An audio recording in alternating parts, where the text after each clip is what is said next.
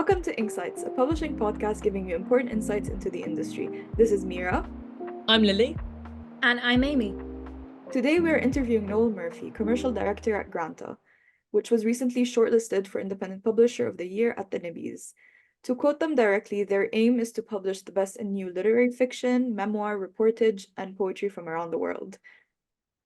So just a quick disclaimer, we had a couple of technical difficulties during the recording, so there won't be a video version for this episode.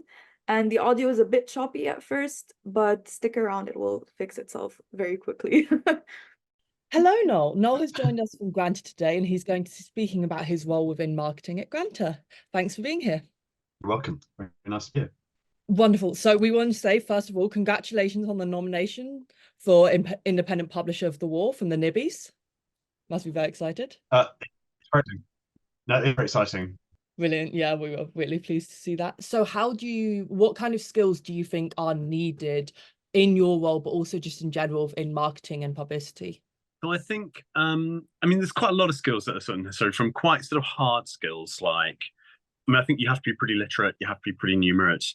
But I think it's also something that works quite well if you're to have kind of quite good social skills. And it's quite good to be the sort of person who doesn't mind going out to parties. It's quite good to be the sort of person who doesn't mind talking to anyone you like.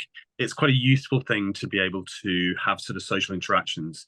So it doesn't necessarily work brilliantly for people who like to just spend their time on their own with text. That's, so it's a different sort of mindset to perhaps an editorial one. And I think in terms of the actual skills that you sort of use a lot, the things that I like about it is that it's kind of, I can do quite sort of nice, interesting, sort of deep analytical stuff. I can do stuff which is about just meeting people and talking, but it's the variance of that. It's the sort of the fact that you use quite a lot of different skills that I think makes sort of sense. And I think the key skill, the thing which I think is most important in terms of marketing at least, is being able to understand what the book is and to be able to tell it. So it's, even though you can do an awful lot of stuff just by knowing how to use Instagram, if you haven't got anything much to say and you don't know how to pitch your book, then actually that's telling that story is the key skill rather than knowing how to use the particular technology that you're working with. Exactly. So I was kind of wondering, do you think that nowadays there can be a tendency to lean too much on social media and kind of like flashy campaigns rather than just clear cut, simple, that's always worked messaging about the book itself? I think it's just, I don't mind things being flashy, and I think that's totally fine. And I think using whatever technology you want, that's also totally fine. I think what's tricky though is when you sort of don't really know what it is you're trying to say. And that, focus on that is the kind of key thing, that you need to know what that is. You need to understand what the book is. And I guess in any sort of marketing, your product has to have some sort of promise to the people who might buy it. And your job as the marketer is to express that promise so that people understand what they might get when they buy it, and therefore they're either interested or not in buying it. And that's really about telling the story of it, to understand what the product is, to be clear about how you message it, and then to think about the best channels you might market it down, and then to do the creative part of that, which is to sort of create a sort of suit of clothes, be it an advert or a publicity campaign that really shows that off. That's the kind of core skill, I think, being able to understand each of those things, but be able to bring them together in a coherent whole. And I think you really need to know things like pricing, how it affects a market, how format affects a market, but that all of that feeds into what is your story here, how are you going to tell it, and how is it going to be compelling, and have you got it right? So that's what I think. So I think, can it be showy? Yes, it totally can, but it also has to be showy in a way that's effective. Yeah, I totally agree. I think we've spoken before about the incredible campaign for Tomorrow and Tomorrow and Tomorrow. And we have said, we said this last week in our own debate, what actually works out that campaign, as massive and ambitious as it is the fact that it is focused on that book, and it kind of all feels like it comes from the creativity of those characters rather than just being like doing those things for the sake of doing them. Yeah, I think that's such a terrific campaign. It's partly a terrific campaign because it's so big and so ambitious, but it's also, I think, a really good campaign because it goes with the grain of the book. So you sort of know from the campaign what the book is going to be about, and what it does is make that book feel unstoppable. So I think that's why it's such a really brilliant piece of work. Obviously it's got lots of resources, and it's often easy to read when you've got lots of resources, but But also, they could have also gone wildly off beam, which it really didn't. It really kept within character, and that's why I think it's been, one of the most recognisable and most brilliantly done sort of marketing campaigns that I've seen in a long time. Yeah, in the last episode, we talked about some of the campaigns that were nominated for the Nibbies, and I spoke specifically about Impossible Creatures by Catherine Rundle, which was it was the Waterstones Book of the Year last year, and it was also such a huge campaign. But what I really liked about it was how much it captured as well the essence of the book, the essence of adventure, and all of that was present across the point of sale materials, the messaging, the interviews, and I thought it was really brilliant as well. I think that's also a really, really nice done campaign. And partly because I think sometimes when you've got an author like Catherine Rundell who you can put at the heart of your campaign, part of that story is the fact that she's a brilliant storyteller. So that actually adds a different kind of element to it. I mean, so you're not just relying on the book, you're relying on how the author does something. And she's got that kind of quite long kind of career as a children's author, which enables you to sort of develop in that way, which is also true for the author of Tomorrow and Tomorrow and Tomorrow. But I think this is a sort of slight branch into a different kind of market for Gabrielle Zevin. So so it's interesting to see the different tactics that have taken place in the way that those two marketing teams have put together their story.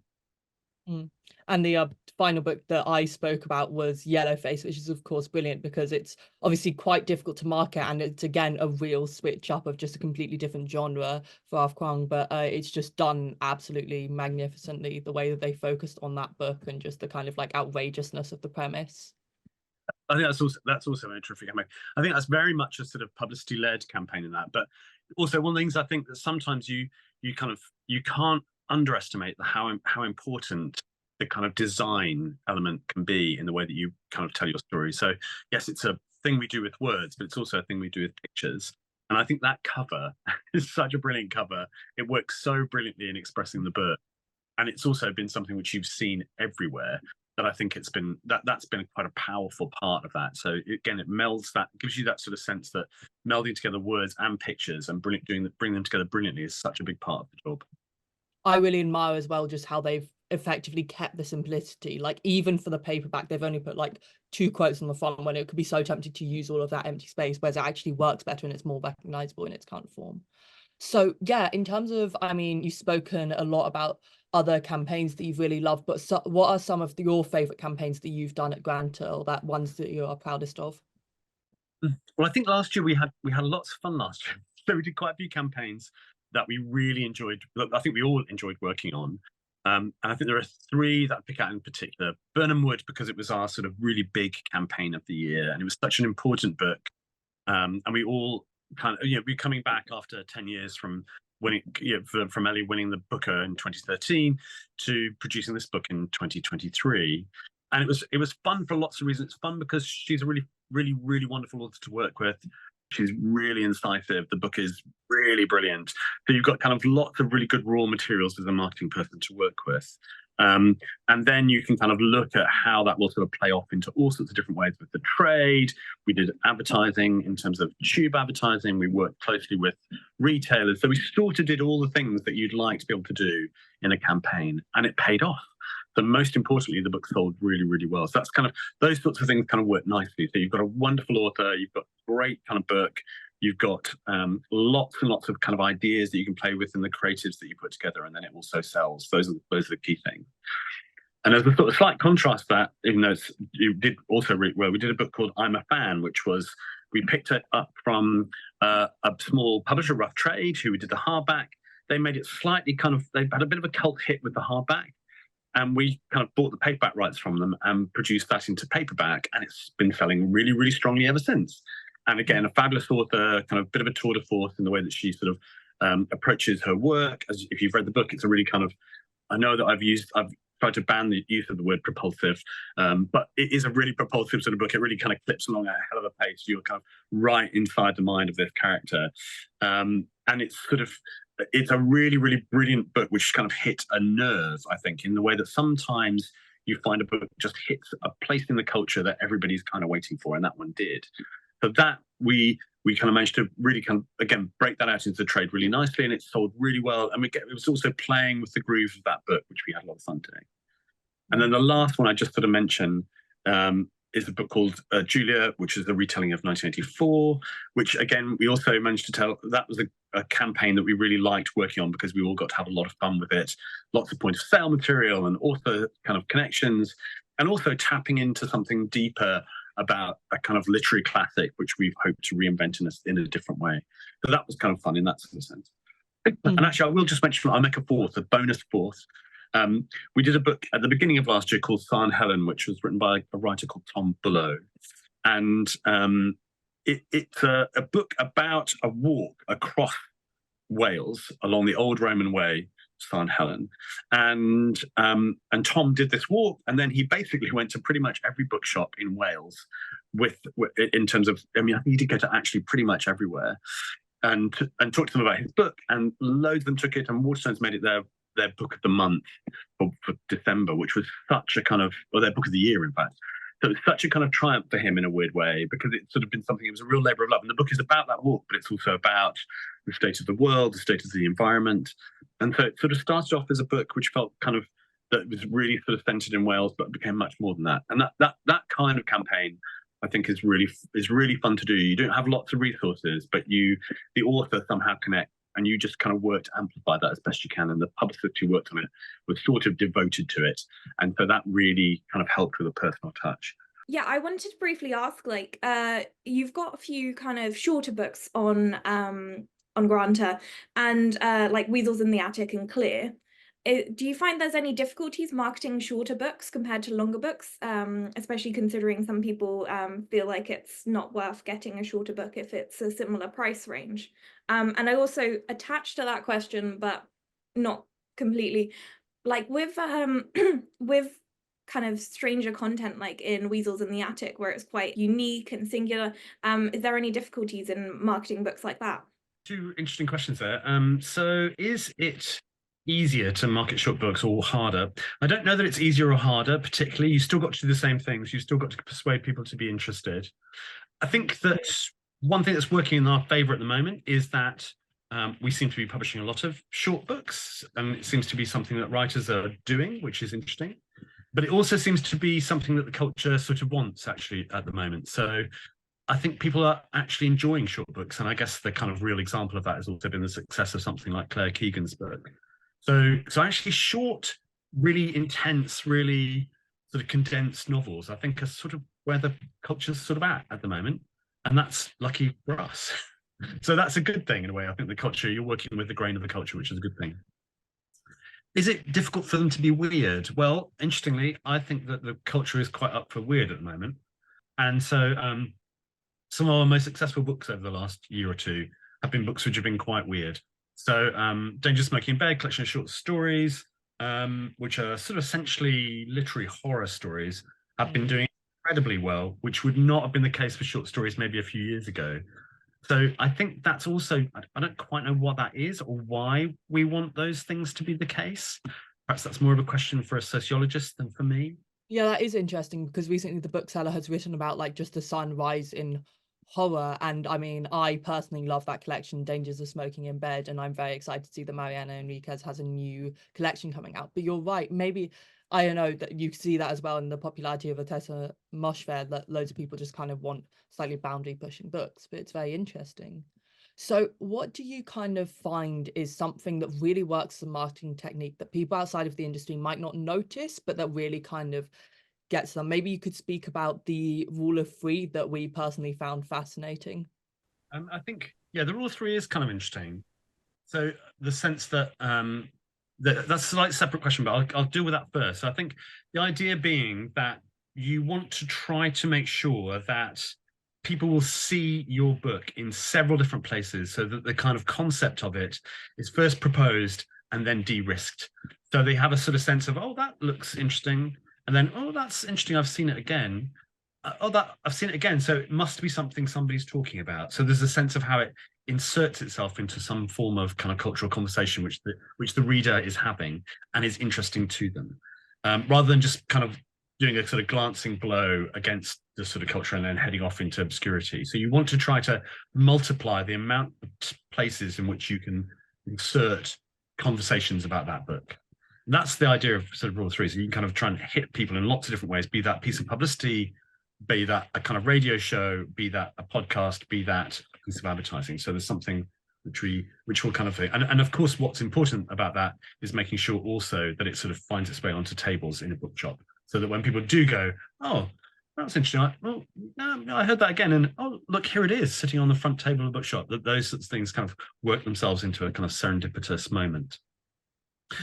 I guess the thing I think that's most important, and it's probably not something recognized, is I think when people think about marketing, they think about advertising and they think about publicity. Those things are what they think of. So, reviews, and they think about adverts they see on the tube. But I think a lot of marketing is about trying to get people within bookshops to be really interested in it, and therefore to do all of that work of recommendation, because that's what they're really good at. So I think it's not something that people from the outside will necessarily see, but you are trying to persuade a whole bunch of booksellers that they, as the first fans of a book, will be the people who pass on the kind of mantle of that fandom to other people. And that takes quite a lot of work, and it's quite a lot of effort, but it also, it's sort of booky people talking to each other that somehow creates a network of people all getting involved and all sort of saying things. And I've always really liked that sense of a network of people all making decisions and choices for their own. It's not like you kind of have to pay them to say things. They actually all make that choice themselves, but you help them by influencing them with something that's really wonderful and that they might like. And so I think that I think is a very powerful network effect that really still lies behind an awful lot of book successes. Yeah, I really see what you mean. I mean, I personally work in a bookshop, and you do see that people come into a shop and they see what's on the table and they start considering it, and they'll kind of be looking at books, but it often takes someone saying, oh, that one's really good, to like pick up a book, because it's just, you've mentioned this before, just the impossible competition and the kind of overwhelming choice almost of all of these books. That's kind of why things like Yellowface, just a good clear design and a clear kind of messaging, really stands out when people kind of know what they want to be saying about the book. The impossible competition is such an important part of it, in the sense that there's so much of it. So you want as many things about your work to stand out as you possibly can. Exactly, yeah. I think it's really really key that this is a part of knowing the book and making sure that it's very clear what the book is, because I had this funny interaction with 3 girls in a historical fiction section, and the funny thing is, when you're in a bookstore, I feel like if you've got things very clearly, I mean, it's part of the sort of jacket and stuff, making it very clear that the booksellers know what this book is. If it's put in the right part of the bookshop, you can get some brilliant conversations where someone will pick up a book and 2 other people will look over and be like, that's a good book. And I saw this happen for about 5 minutes. These 3 girls were in this kind of book historical fiction section, and we together convinced this girl to pick up about 3 other books that she wasn't considering. And those sort of conversations, and kind of making sure that what the book is very clearly marketed towards both, I mean, reader and bookseller and everyone involved. I think that's where it kind of really works in like the actual bookstore, once maybe it's in the backlist a bit. It's interesting, I think, how marketing can kind of slightly continue on if it's done well. That's the most perfect scenario I can imagine, Amy, I think. And I think one of the things which I would sort of warn you against if you do go into sort of publisher sales marketing is that you start being unable to not do that. Actually, it's sort of impossible. Let people go past a book and go, no, well, actually, I think you'll find you'll really like this one. You have to have a sort of weird gland for recommending books to people. In fact, I've had to stop myself on the tube a couple of times and going, you're enjoying that? That's really, this, because it's just too stalkery and weird. But I think that in a bookshop, you're allowed to make those sorts of comments, and it's totally wonderful. And partly because I think it's about the transmission of enthusiasm, and if you really feel it, that's brilliant.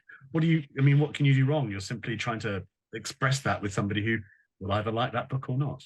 I had a question that tied back to something you mentioned very briefly before. You were talking about, I think, marketing campaigns that are very publicity led. Of course, it's important to include marketing and publicity and everything in all the campaigns. But do you find that maybe when authors are more willing to be involved in the campaign tends to lean more towards publicity, or is it a bit of both?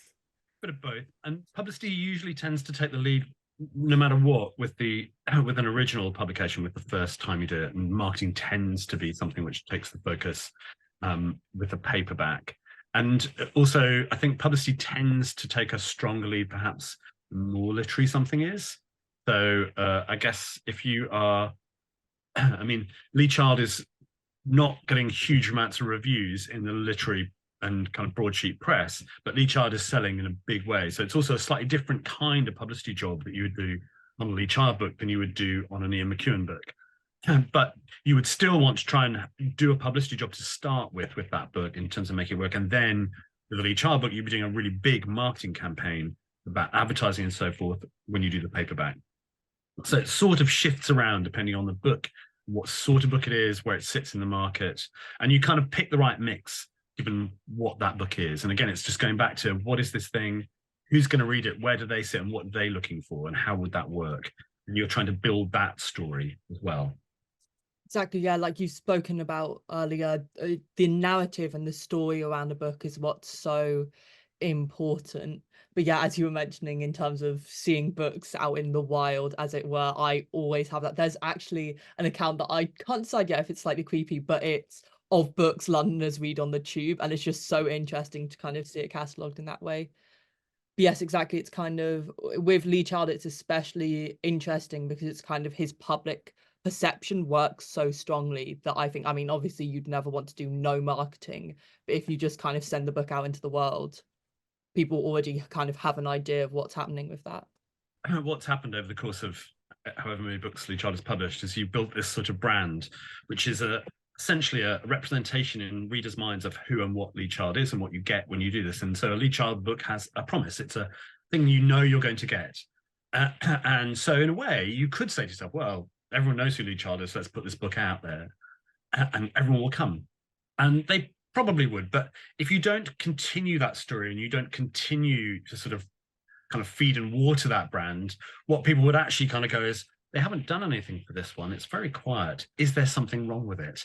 So I think in a way you have to keep telling that story, no matter how big the author gets, and how broad that brand becomes. You need to keep fulfilling it, keep working on that promise all the time so that people can understand it, which is why people continue to sort of put marketing campaigns behind books and authors that have reached a certain level of enormity, if you like, because you want to continue that. And it would be altogether too easy to pull back from that and to make a mistake. And so with something like that, you want to keep on reinforcing that because, of course, there will be more books from Lee Child further down the line. Exactly. And it's almost exactly the kind of thing of, it's like tempted to think, oh, the bigger it is, less important. Whereas it's like, no, the bigger it is, almost the more work you have to do, because like you say, you need to maintain the brand. And also that's when people will notice, like if suddenly the next Arthur Kwong book, I mean, they're already working on a brilliant campaign, but if they suddenly just released it, said nothing, everyone will be a bit like, are you not sure about this one? Have you decided you don't really care about? And also it's kind of a self-fulfilling thing of like, you need to show the authors that you care about them as well, and you're not just saying, we're going to leave you to do it and we don't think that you need any help or any assistance from us. I also think that potentially it's more important to market it very widely, because with the bigger books like this, you're going to get people who maybe don't read as much and aren't in the communities where it's just being talked about. So they might not know it's out if it's not kind of being marketed. Because I mean, I know for sure my granddad's really into Lee Child, and he has, I mean, he will see adverts and stuff like that, but I don't think he'd be on any of this kind of social media where people might talk about this if there was no marketing. So I can see why it would be quite important with like bigger kind of books and brand authors and stuff who might reach a bit further outside of the book community to have some marketing campaign propping them up even later down the line. Even within what you might call the book community, I still think it's kind of, there's still very noisy, still very busy, there's still lots of stuff going on. It'd be very easy to not notice that sort of quite big books were not appearing. So you do, and I think you can never underestimate the kind of that your communication may or may not have hit as many people as you want it to, and that people will not have noticed the thing which you spent vast amounts of time and effort and money on, that people will go, oh, okay, didn't notice that. So you can't, it's not really possible to over communicate in that context. And people, I think if you go from the perspective that we live in a very, very busy media landscape, where people are assaulted by advertising and television and the internet and social media all the time, with masses of messaging going on, that if yours is not part of that, then you may well just be glancing off the potential reader's kind of armor, if you like, without them ever realizing that you were there. So it's important to kind of think about really big books in that way, but also to bear that in mind when you're thinking about smaller books and how you find their way through that kind of noise into something that looks like a signal.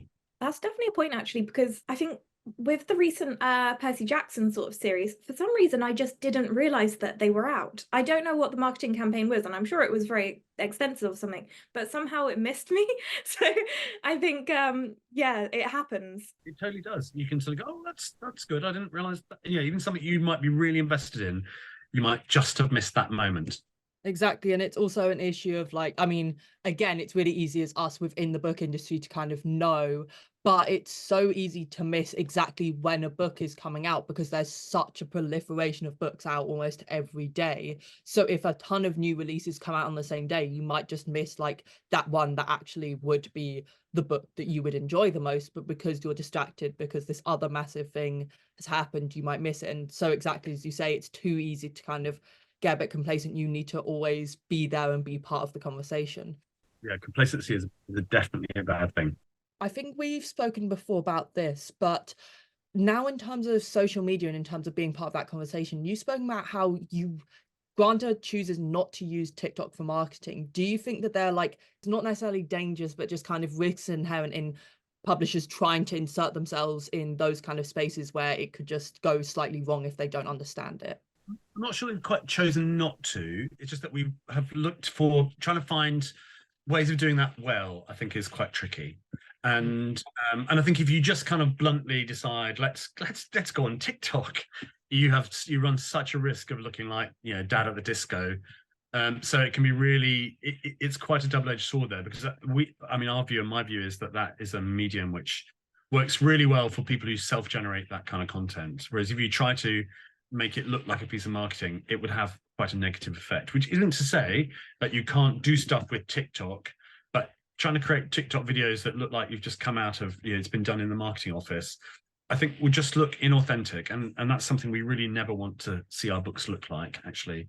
We're very keen to, you know, maintain the integrity of those storytellers and those writers that we have, and to make them feel like that's a thing which has grown organically. So for us to insert ourselves in a really sort of slightly crass way would be bad, I think. That's not true for every publisher. Maybe other publishers can find a way to do that, and of course you can try to make it so that other people, you know, will want to do that themselves. I don't know that anybody at Penguin helped anybody out there in the world to find that sort of Secret History would be a book you'd do lots of TikToking about. I don't think they did that. Maybe they did. I think the world found that itself and started doing it, and then people started networking themselves with that. And then Penguin came along and went, that's one of our books, let's do something with it. So I think maybe it's about probably being more responsive to that, because what you're seeing is our readers doing stuff for themselves, and maybe you can help them in some way once you start spotting that. And I think maybe that's the way that I think approaching that kind of marketing makes sense, I think, more so than attempting to kind of create that content yourself. Exactly. I think you're totally right. I mean, I've done some research into this, but I think publishers kind of work best when they're being reactive and they're kind of working off what they can see people are interested in, because it's really hard and it can quite quickly feel disingenuous if they try to create that excitement, because it's almost impossible to create word of mouth in the first place, and especially on social media when it's just such a kind of like not insular community, but it just works in a logic that no one even within it quite understands. So things will suddenly take off. This might be a difficult question to answer, but are there any kind of accounts that you find really interesting in the way that they interact with kind of their market? Like for me, I find Duolingo really interesting. They're so odd, but they work. Do you know, I don't know that I can really answer that question that easily. I mean, so you're talking about sort of people who do TikTok marketing?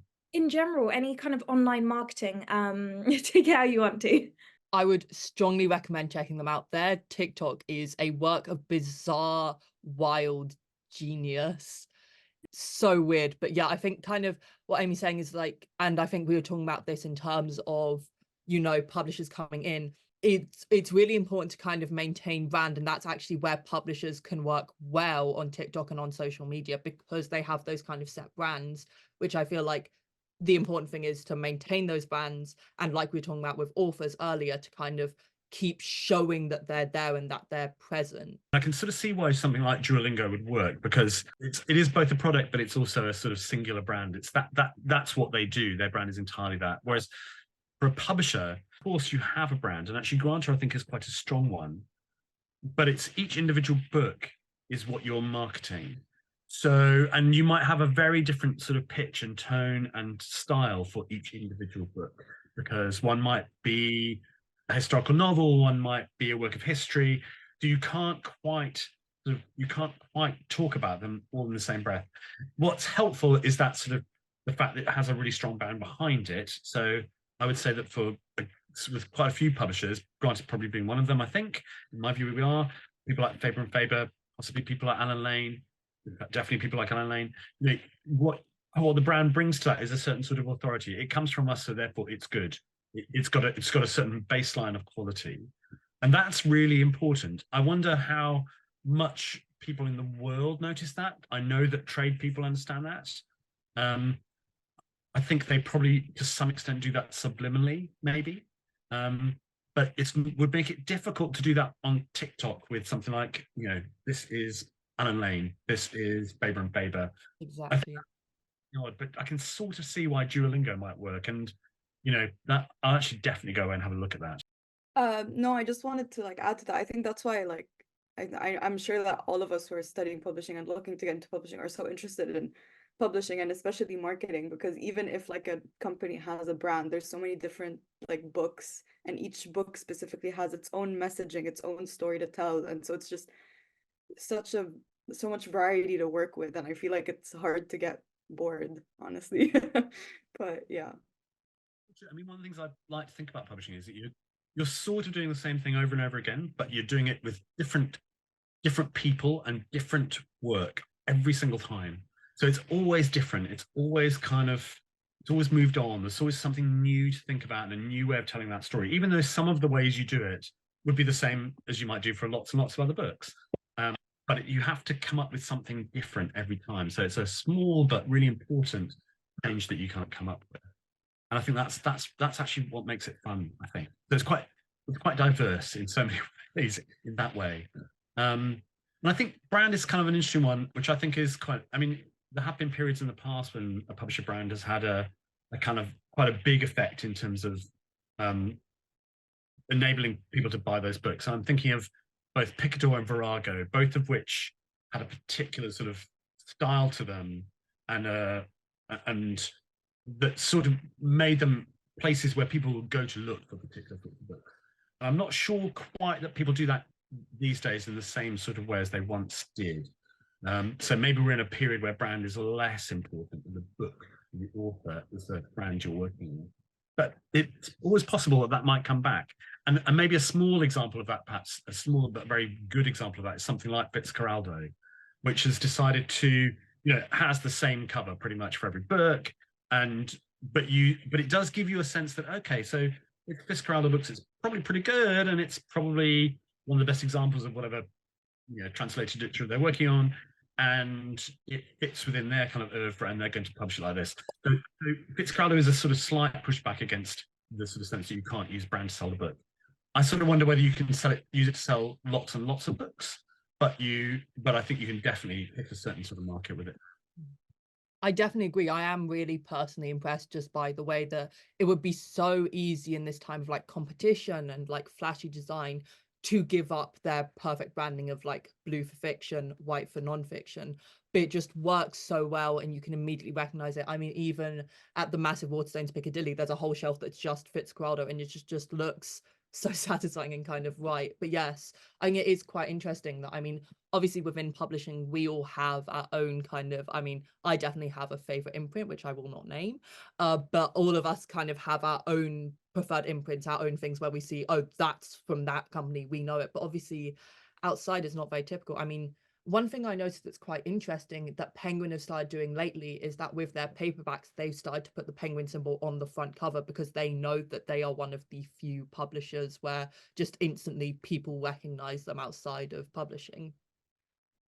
And I think that's always been the case, because Penguin sort of invented the paperback, sort of. Yeah, I mean, we all love the story about him being like, we just need something to read on the tube. That's good. But yeah, so we just wanted to ask, are there any new Granta releases that you're excited for, that you look forward to continue working on? I mean, of course, we all read and loved Clear, but just anything else as well? So we've got lots of interesting things. We've got loads of nice things this year, which I'm really looking forward to. So I'll just mention a couple. Got this one really good book called Cross, which I've got the proof copy of here, by Austin Duffy, which is coming in the summer. It's a novel set at the end of the Troubles in Northern Ireland, in a particular town in the kind of community who are sort of struggling to come to terms with the fact that ceasefire is kind of coming up. And he's actually a doctor in real life. It's his fourth novel. Yes, fourth novel. So, and I think this is going to be really terrific. So I've been really enjoying it. I think it's a wonderful book about a particular period which I'm very interested in personally, but I think is also something which perhaps we're at a moment where we can actually read fiction about that period in a way that we probably haven't been able to for a while. And then we've got a new collection of short stories by Mariana Enriquez. Sunny Place for Shady People will be, I hope, a brilliant book in the autumn. I haven't read it yet, but I've been such a fan of hers over the last couple of books. I'm really looking forward to that. So, and she's just such a wonderful, and it's just really unusual, edgy stuff, which I find myself reading a lot at the moment. And then lastly, we've got a book which is all about the kind of the ghosts and folklore and mythology of Christmas, which I think could be really, really good. We're sort of working on covers for that at the moment. I think it's going to be terrific. Written by this really, really brilliant young writer called Sarah Clegg, who she works in publishing, but she is a sort of academic. So we've got a lot of stuff coming on, and there's always new things kind of coming down the track. So it's kind of fun on that front. But I feel like we've got quite a nice autumn coming up, which is exciting. That sounds really exciting. I'm looking forward to them. Well, yeah, and I think Amy, you had a question kind of, I mean, sorry, we're kind of going back to the start, but just how did you get into your current position? What was the path that led you to where you currently are? Also, just quickly, I am very excited for those releases. Like I was saying earlier, Mariana Enriquez is kind of, I think she was one of the writers that really converted me into modern horror, and her collection is bizarre but wonderful. So yes, just sorry, my question was kind of what led you to your current position as commercial director? It's sort of a big question in a weird way, because I've done quite a lot of things. So I guess the sort of long and the short of it is it's sort of luck, really, or accident, or both put together.